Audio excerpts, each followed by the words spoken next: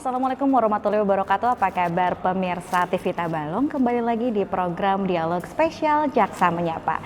Kali ini lebih spesial karena bukan di studio, karena kita hari ini di Kejaksaan Negeri Tabalong ya. Saya udah deg-degan nih dari tadi ya. Di sini ada dua narasumber yang luar biasa sekali.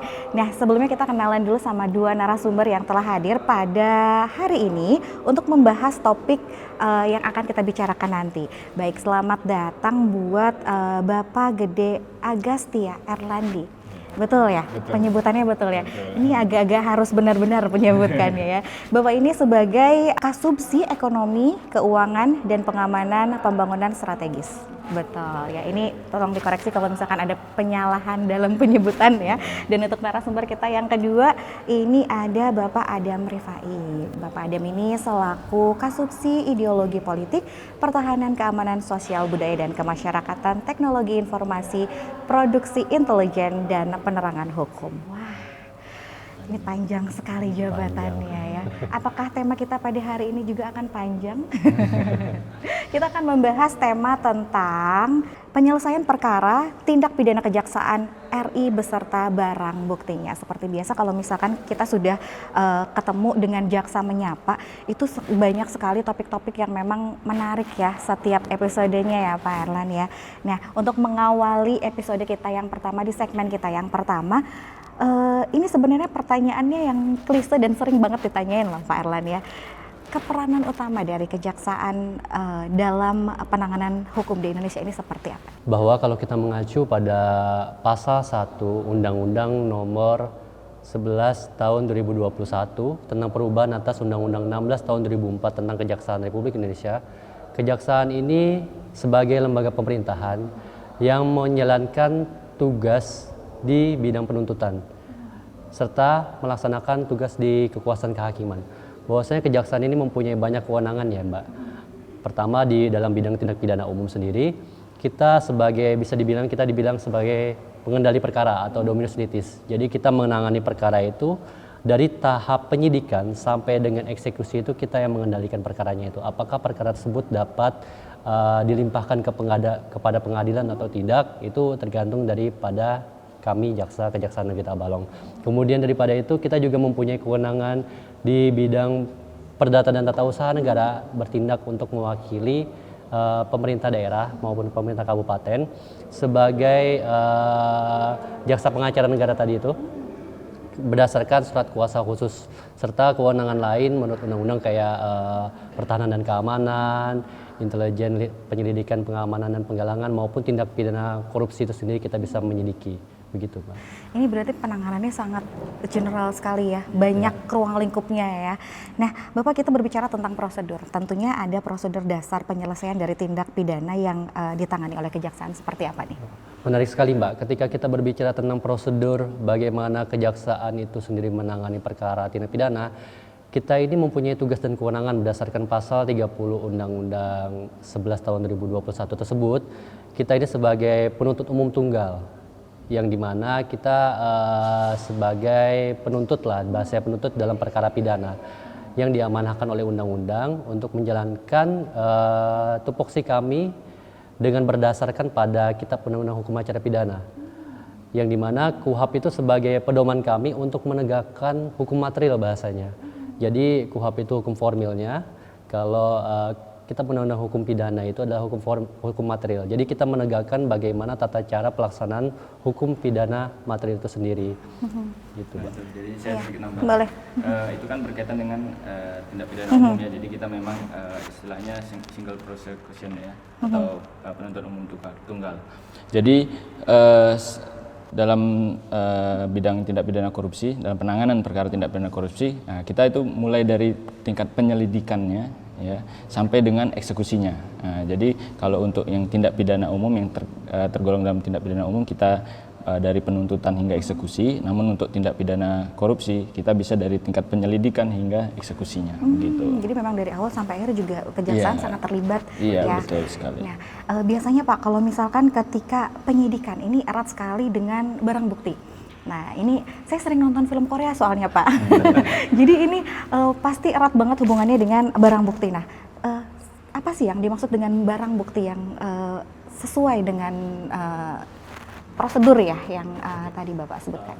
Baik, kalau berbicara tentang definisi mengenai barang bukti itu sendiri adalah barang bukti itu adalah baik benda bergerak, benda tidak bergerak, benda berwujud atau tidak berwujud yang telah dilakukan penyitaan oleh penyidik dalam rangka pembuktian, baik itu dalam penyidikan, pembuktian persidangan, itu kita lakukan agar dapat meyakinkan hakim bahwasanya benar tersangka tersebut yang mengambil barang tersebut, atau enggak bahwasanya benar narkotika tersebut adalah milik dari terdakwa. Ada wujudnya Ada gitu wujudnya. ya. Mungkin sedikit nambahan. Boleh. Jadi seringkali orang bertanya-tanya, kok ada istilah alat bukti dan barang bukti? Nah, ya. Itu dua hal yang berbeda, Mbak.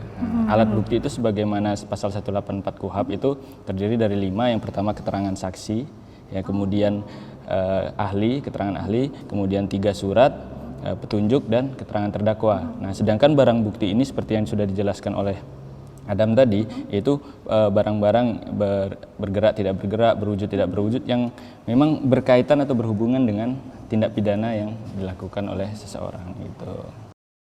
Kita berbicara tentang jenis-jenis barang bukti. Nah, ini seringkali mungkin ada yang salah persepsi juga yang tadi Bapak Erlan sampaikan gitu. Nah, kita berbicara tentang jenis barang bukti ini seperti apa sih Pak sebenarnya? Banyak, itu tergantung case per case ya Mbak ya. Karena kita kan menangani perkara tidak cuma satu, pencurian ataupun narkotika, tetapi juga ada KDRT dan segala macam. Yang dimana kita itu mengacu dulu pada pasal 39 Kitab Undang-Undang Hukum Acara Pidana.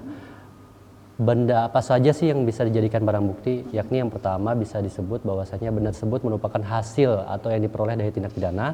Benda tersebut berhubungan langsung dengan tindak pidana.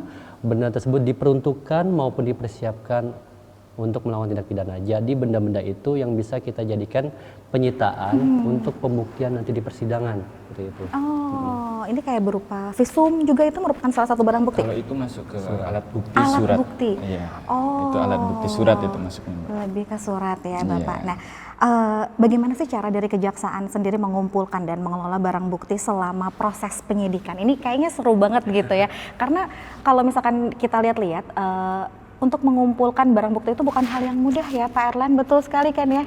Iya, gimana nih? Baik, berkaitan dengan pengumpulan barang bukti tadi Mbak ya, kita ngomong barang bukti.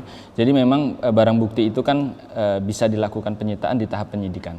Ya, jadi itu kalau itu berkaitan dengan tindak pidana umum berarti sudah dilakukan oleh teman-teman kita di kepolisian. Nah, kemudian barang bukti itu diserahkan kepada kejaksaan atau dalam hal ini penuntut umum itu pada saat proses tahap 2 yaitu penyerahan tersangka dan barang bukti. Nah, di sana kita diserahkan dari pihak penyidik kepada penuntut umum itu tersangka dan barang buktinya. Nah, kemudian terhadap barang bukti itu akan kita simpan di gedung atau gudang barang bukti Kejaksaan Negeri Tabalong. Nah, kita punya ruangan memang khusus untuk penyimpanan barang bukti ya. Baik itu barang bukti apa saja. Nah, dan pasti barang bukti itu akan kita simpan dengan baik lah. Akan kita seperti kendaraan bermotor itu pasti akan dilakukan perawatan rutin, baik itu dipanasin, akan dibersihkan itu. Oh, sampai di maintenance seperti itu. Iya, ada maintenance terhadap barang bukti itu. Jadi agar nanti misal pencurian berarti kan ada orang yang dirugikan terhadap barang itu, ada pemiliknya nih, korbannya. Nah, jangan sampai nanti barang bukti setelah kita kembalikan itu barang buktinya sudah tidak bisa digunakan itu kan. Nah, jadi harus tetap saat dikembalikan kepada si korban itu barang bukti dalam keadaan utuh. Dalam keadaan bisa masih digunakan. Nih, dalam menjalankan proses pengumpulan dari barang bukti tersebut tentunya ada tantangan nih. Tantangan terbesar yang dihadapi oleh kejaksaan seperti apa? Begini, kadang-kadang ada barang bukti ini yang memang perlu penanganan khusus, Mbak. Misal barang bukti itu berkaitan dengan minyak ya, BBM. Nah, itu kan tidak bisa disimpan di sini nih. Nah, maka sebelum kita menerima barang bukti itu dari penyidik, biasanya akan kita buat nota pendapat atau telahan berkaitan dengan bagaimana maintenance terhadap barang itu. Jadi mungkin bisa saja kita titipkan di SPBU seperti itu. Jadi agar tetap barang bukti itu tidak membahayakan untuk kita dan lingkungan sekitar kita. Nah, dan barang bukti lain seperti misal barang bukti itu seperti sembako ya yang mudah cepat rusak. Kadaluarsa mungkin. Iya, kadaluarsa. Nah, itu penuntut umum tuh harus segera untuk mengambil tindakan, misal itu kalau memang dikembalikan kepada pemiliknya, segera dikembalikan atau dititipkan kepada pemiliknya untuk dilakukan penyimpanan dengan baik. Bisa juga nanti kita lakukan kalau memang itu akan dirampas untuk negara karena perlu penanganan khusus, maka bisa dilelang terlebih dahulu. Nah, nanti barang buktinya kita sisakan mungkin satu atau misal banyak ya, kita sisakan sampling aja. Nah, itu untuk akan kita gunakan sebagai pembuktian di persidangan. Nah, gitu. Jadi memang prosesnya panjang. Iya. Ternyata saya juga baru tahu kalau misalkan ternyata dari penyimpanan barang bukti itu ada maintenance-nya ya. Jadi tidak perlu khawatir sebenarnya untuk untuk untuk barang bukti yang disita, waduh nanti rusak dan lain sebagainya. Ternyata memang ada. Nah, ini yang harus diinformasikan juga. Dan semakin seru perbincangan kita akan memasuki ke segmen kedua. Jangan kemana-mana pemirsa, tetap di Dialog Spesial Jaksa Menyapa.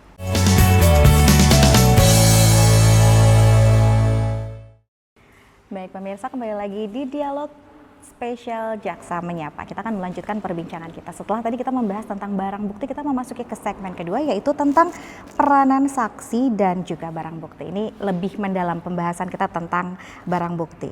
Nah, bagaimana sih Pak Kejaksaan memastikan bahwa barang bukti yang dikumpulkan itu dapat diterima di pengadilan, dan langkah-langkah apa yang diambil oleh Kejaksaan sendiri untuk menjaga keutuhan dan keamanan dari barang bukti tersebut? Banyak sekali pertanyaan. Jadi pertama kita harus memastikan dulu bahwasannya benar barang bukti yang dibawa oleh kita pada saat penerimaan tersangka dan barang bukti tersebut adalah barang bukti sebagaimana penetapan sita di pengadilan. Kita melakukan pengecekan tersebut untuk memastikan bahwa benar motor itu atau narkotika tersebut adalah milik dari tersangka ataupun milik dari saksi yang mana. Kemudian daripada itu kita akan memastikan juga bahwasannya ketika kita menerima barang bukti tersebut, baik itu berbentuk motor, narkotika, ataupun parang, segala macam, kita akan labeli dulu sesuai dengan nama-nama tersangka. Kita labeli, kita bungkus dengan plastik sesuai dengan jaksa yang menangani perkara, jaksa P16A bahasanya gitu. Nah, kemudian ketika itu nanti akan dibutuhkan ketika nanti di persidangan. Pada saat jaksa penuntut umum itu akan membuktikan perkara tersebut bahwa benar pelaku tersebut merupakan pelaku tindak pidana narkotika, ataupun bahwa benar bahwa pelaku tersebut merupakan orang yang menganiaya saksi korban seperti itu. Ada yang menambahin mungkin Pak Erlan? Oke, baik. Tadi sudah disampaikan oleh Adam ya, jadi memang kami mulai dari penerimaan barang bukti itu sudah melakukan prosedur ya, sesuai prosedur dicek. Kalau itu barang bukti misal berupa handphone, berarti kita harus cek emailnya, ya kan, ya, terkunci atau tidak. Jadi kita tetap bisa mengakses, karena kenapa? Di sana kan bisa aja di dalam itu ada percakapan-percakapan yang berhubungan dengan tindak pidana yang dilakukan oleh pelaku. Nah, kemudian berkaitan dengan motor, itu kan motor itu pasti punya nomor mesin dan nomor rangka. Jangan sampai tertukar apa yang diserahkan, ya kan? Minimal plat nomornya juga sama. Kan? Ya, jadi ada identitas dari kendaraan itu, sesuai ya kan? Sesuai atau sesuai. tidak. Kemudian si pelaku membawa kendaraan ini untuk melakukan pencurian. Jangan sampai yang disita bukan kendaraan bukan yang bukan. Jadi kita harus betul. Melakukan pengecekan terhadap itu sampai nanti barang bukti itu diregister di kami, kemudian akan dibeli label barang bukti, nah, akan disimpan. Nah, kalau barang buktinya itu kecil-kecil, kami ada kotak atau lemari penyimpanan barang bukti yang memang cukup di sana. Tapi kalau itu besar-besar biasanya di gudang kayak kendaraan, sepeda, mobil pun kami punya tempat khusus penyimpanannya. Istilahnya garasinya ya, garasi tapi ya itu atap pun tetap ditutup dengan cover. Kalau kendaraan ada covernya juga. Jadi memang tetap aman jadi tetap kalau nanti begini, bila barang bukti itu memang disita atau dirampas untuk negara, ya, maka kendaraan tersebut ya, barang bukti tersebut masih mempunyai nilai ekonomis, nah, tetap terjaga nilai ekonomisnya. Nah, itu sebagai pendapatan negara ya, balik lagi tetap dirawatnya memang dengan tujuan seperti itu ya. Nah, tadi agak sedikit menarik Bapak ketika Bapak menyampaikan bahwa ketika barang bukti harus sesuai dengan saksi ya, kalau misalkan bisa kita sebut. Nah, bagaimana sih Pak peranan dari saksi sendiri dalam memperkuat suatu barang bukti yang ada nih Pak? Kita di sini pertama barang bukti itu sebagai pendukung ya alat bukti saksi. Saksi itu untuk menjelaskan perihal apa yang dia lihat, apa yang ia dengar maupun apa yang ia alami terhadap tindak pidana yang dilakukan oleh tersangka. Nanti dalam persidangan itu saksi akan menjelaskan bahwasanya benar narkotika tersebut diambil oleh terdakwa langsung seperti itu. Bahwasanya benar bahwasanya parang itu digunakan oleh terdakwa untuk menganiaya korban. Jadi peranan saksi itu untuk menguatkan keyakinan hakim bahwasanya barang bukti tersebutlah itu yang digunakan tersangka seperti itu. Baik. Nah, Bapak, apakah ada kebijakan baru dari kejaksaan yang mempengaruhi untuk penanganan barang bukti ini, Pak? Nah, menarik ini. Karena kejaksaan ini terus berubah ya, Mbak ya. Jadi sesuai dengan peraturan Jaksa Agung nomor 6 tahun 2014, kita di sini membentuk namanya Pusat Pemulihan Aset atau PPA, yang dimana tugas pokoknya adalah memulihkan aset itu sendiri, yakni pertama melakukan aset tracing, penelusuran aset. Jadi kita di sini bisa memiliki kewenangan untuk menelusuri hasil atau apa sih yang diperoleh dari tindak pidana korupsi yang dilakukan oleh tersangka, apakah berupa aset bangunan atau rumah ataupun benda bergerak lainnya, selain mobil dan segala macam, untuk dilakukan sita dalam rangka nanti pemulihan kerugian keuangan negara itu sendiri. Jadi seperti itu. Wah, ini menarik ya. Nih, tadi saya sampai berasa jadi detektif loh, Pak. Dari barang bukti, lalu peran dan saksi dan sebagainya. Nah, tentunya dalam menjalankan tugas penyidikan dan lain-lain, kejaksaan tidak bisa bertugas sendirian. Tentunya membutuhkan kolaborasi dari berbagai pihak. Nah, boleh Pak Erlan atau Pak Adam menyampaikan bagaimana kejaksaan berkolaborasi dengan lembaga-lembaga lainnya? Kalau untuk kolaborasi ya dengan lembaga lain ya pasti berkaitan dengan prosedur penyidikan. Nah, itu pasti kita akan berkolaborasi dengan kepolisian. Nah, tapi untuk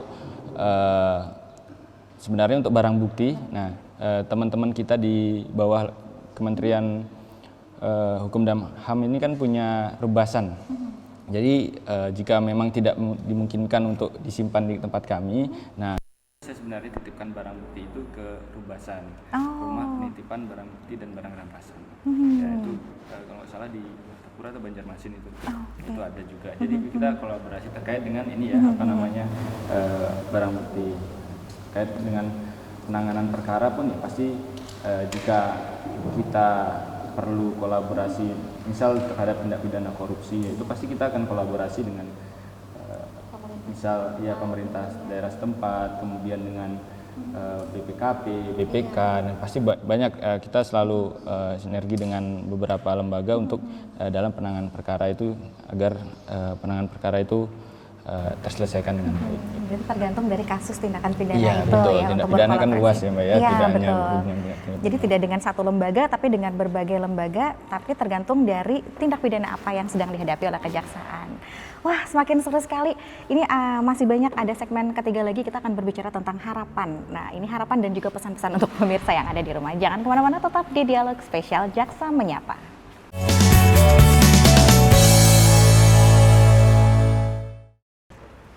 Baik pemirsa, kembali lagi di program Dialog Spesial Jaksa Menyapa. Ini semakin seru, semakin banyak sekali saya ingin tahu, semakin ingin banyak bertanya. Tapi karena durasi yang mungkin tidak bisa panjang-panjang gitu ya Pak ya. Nah Bapak, ini sering sekali menjadi persepsi dari masyarakat awam bahwa ketika suatu tindakan pidana itu dilimpahkan ke kejaksaan, katanya itu sudah sangat berat dan tidak bisa diselesaikan di kepolisian. Apakah itu betul atau bagaimana nih? Baik. Jadi sebenarnya ada betul, ada tidaknya. Ada tidaknya. Okay. Jadi kami Jaksa Agung ya punya program atau punya penanganan perkara itu restoratif justice istilahnya, atau penghentian penuntutan berdasarkan keadilan restoratif. Nah, jadi kami tidak akan melakukan atau melimpahkan perkara itu ke tingkat peradilan atau pengadilan. Ya, tapi selama itu memenuhi syarat-syarat Mbak. Ada 3 syarat yang sebagaimana Kepja 15 tahun 2020. Itu jadi yang pertama itu pelaku itu baru pertama kali melakukan tindak pidana. Yang kedua ancaman pidananya tidak lebih dari 5 tahun, dan yang ketiga kerugian yang diakibatkan oleh pelaku itu atau yang dirasakan oleh korban tidak lebih dari 2.500.000. Nah, yang pertama dan ini semua bisa kumulatif ketiga-tiganya ataupun alternatif, tapi yang intinya harus dia pertama kali melakukan tindak pidana. gitu pelakunya. Nah, kita lihat juga dari dua sisi ya. Jadi ini intinya ini perdamaian. Ya, intinya restoratif justice ini perdamaian, kedua belah pihak mau berdamai, tapi kita lihat sisi juga dari pelaku, Mbak. Sekarang jadi kita harus profiling dulu. Apakah pelaku ini memang melakukan tindak pidana itu karena memang dia terdesak, maksudnya kan ada tuh terdesak kebutuhan. Misal dia melakukan pencurian, dia ngambil di sebuah minimarket itu karena memang kebutuhan anaknya harus minum susu. Kemudian ada yang mencuri HP karena kemarin seperti COVID itu ya Mbak, ya harus kebutuhan sekolah anaknya, dia tidak punya uang. Nah itu kita harus profiling juga. Kalau memang dia niatnya sudah sejak awal memang sudah beberapa kali melakukan tindak pidana, itu kan tidak bisa, kita makanya harus profiling. Kita harus profiling dulu orang itu. Mungkin menambahkan, Boleh, karena silakan Pak Adep. sifatnya hukum pidana ini adalah ultimum remedium, yang dalam artian hukum pidana itu diterapkan sebagai upaya terakhir, bahwasanya tidak serta-merta orang itu melakukan tindak pidana langsung dihukum. Kita juga harus melihat sisi kenapa sih terdakwa itu melakukan suatu tindak pidana, karena nanti kita akan menilai bahwa kebenaran apa saja yang dilakukan oleh dia, dan jangan sampai tindak pidana tersebut adalah tindak pidana yang diulanginya gitu. Betul, jadi memang lebih secara kekeluargaan ya kalau melalui RJ ini ya. Oke, nah Bapak, apa sih yang dilakukan atau upaya apa yang dilakukan oleh Kejaksaan untuk meningkatkan transparansi dan juga akuntabilitas dalam penyelesaian tindak pidana nih Pak? Menarik ini Mbak, karena kan Kejaksaan ini kan terus maju ya Mbak ya, terus berubah ya. Jadi kita juga memastikan bahwasanya secara internal kami melakukan upaya kinerja terbaik, dan juga kita selalu dipantau oleh masyarakat terkait dengan kinerja kami. Selain itu di dalam internal kami pun ada namanya Komisi Kejaksaan dan Jaksa Agung Muda Pengawasan sebagai pengawas yang berperan sebagai pengawas untuk menjaga integritas kami para jaksa, agar kita itu jangan sampai bersekongkol maupun jangan sampai kita itu melakukan upaya-upaya yang merugikan terdakwa, maupun kita itu jangan sampai memberikan hal-hal yang buruk lah di masyarakat seperti itu. Kita juga mencanangkan, jadi Kejaksaan Negeri Tabalong juga sudah mencanangkan sebagai untuk zona integritas ya Mbak. Itu salah satu bentuk kita berarti mau terbuka terhadap masyarakat. Kemudian kita berintegritas ya, dalam arti kita melakukan seluruh kewenangan atau tupoksi kita itu memang sesuai prosedur ya. Jadi tidak ada embel-embel istilahnya ya duit lah belakangan itu tidak ada. Jadi memang sogok menyogok gitu ya. Jadi memang kita sudah mencanangkan itu sejak di awal tahun ya. Dan tiap tahun itu pasti sudah ini untuk zona integritas juga.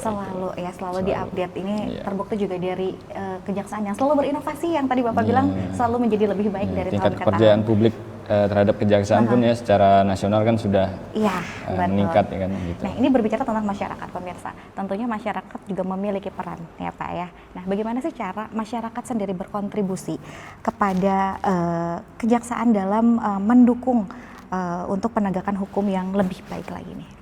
Khususnya mengenai tindak pidana korupsi itu sendiri, Mbak, masyarakat itu diatur secara eksplisit di dalam pasal 41 Undang-Undang tahun 20 tahun 2001 tentang perubahan atas Undang-Undang 31 tahun 1999 tentang pemberantasan tindak pidana korupsi, bahwasanya masyarakat ini dapat berperan aktif untuk melaporkan atau memperoleh informasi berkaitan dengan tindak pidana korupsi yang dia dengar maupun dia ketahui seperti itu. Dan juga terlebih bahwa masyarakat itu mempunyai hak untuk mendapatkan jawaban atas laporan yang dilaporkannya terkait tindak pidana korupsi selama 30 hari. Dalam jangka waktu tersebut berarti di mana masyarakat itu melapor baik kepolisian maupun kejaksaan, masyarakat itu harus mengetahui gitu, mengetahui bagaimana sih perkembangan penyidikan tindak pidana korupsi yang dilaporkannya seperti itu. Tapi terlebih lagi masyarakat yang melaporkan itu dilindungi identitasnya oleh LPSK biasanya. Itu ada undang-undangnya bahwasanya pelapor tindak pidana korupsi itu dirahasiakan identitasnya, dan jangan sampai jadi victim lah, jadi korban akibat dia melaporkan tindak pidana tersebut, dia menjadi merasa terancam dan merasa takut juga mungkin ya, Pak ya. Makanya di situ bisa dilakukan perlindungan khusus juga buat pelapor tersebut. Dan tentunya ada syarat-syarat tertentu dari masyarakat yang ingin melaporkan harus sesuai dengan bukti yang ada mungkin ya Pak ya. Betul. Nah baik, kita memasuki segmen terakhir. Ini lebih ke pesan dan juga harapan dari kejaksaan nih Bapak. Apa nih Pak pesan dan harapan yang ingin disampaikan kepada masyarakat mengenai peran kejaksaan dalam penegakan hukum nih? Ya, kami berharap masyarakat terus mendukung penegakan hukum kami dan juga agar masyarakat terus memantau lah kinerja kami apabila ada kami dalam penegakan hukum ada salah yang dirasa tidak memenuhi rasa keadilan, bisa langsung didiskusikan langsung kepada kami mengapa seperti itu, agar nanti ke depannya kita bisa mengkoreksi internal kami sendiri. Jadi kritik dan saran terbuka ya untuk masyarakat ya. Pak Erlan nambahin apa nih Pak? Mungkin sama ya, secara intinya sama dengan Adam. Jadi sebenarnya kami tidak bisa bekerja sendiri ya, pasti kita perlu peran serta atau peran aktif dari masyarakat dalam mendukung segala kegiatan kami ya. Nah, jadi tambahannya saja mungkin dengan kinerja kami yang mungkin akan lebih baik ini ya, dan lebih baik ke depannya ya, kita harap masyarakat terus mendukung kejaksaan lah ya, sehingga tingkat kepercayaan publik atau kepercayaan masyarakat terhadap kejaksaan itu meningkat ya. Baik, terima kasih banyak Pak Adam dan juga Pak Erlan. Ya, ini luar biasa sekali 3 segmen informasi yang disampaikan, mudah-mudahan bisa bermanfaat untuk pemirsa semuanya. Sekali lagi terima kasih Pak Adam dan Pak Erlan. Sebenarnya saya yang diundang, kita ya, dialog yang diundang ke kejaksaan ya. Terima kasih banyak sudah menyempatkan juga berhadir di dialog spesial Jaksa Menyapa. Baik pemirsa, terima kasih banyak atas atensinya. Kami pamit undur diri, saya Argi Fergiati beserta kru yang bertugas pamit undur diri sekali lagi. Wassalamualaikum warahmatullahi wabarakatuh.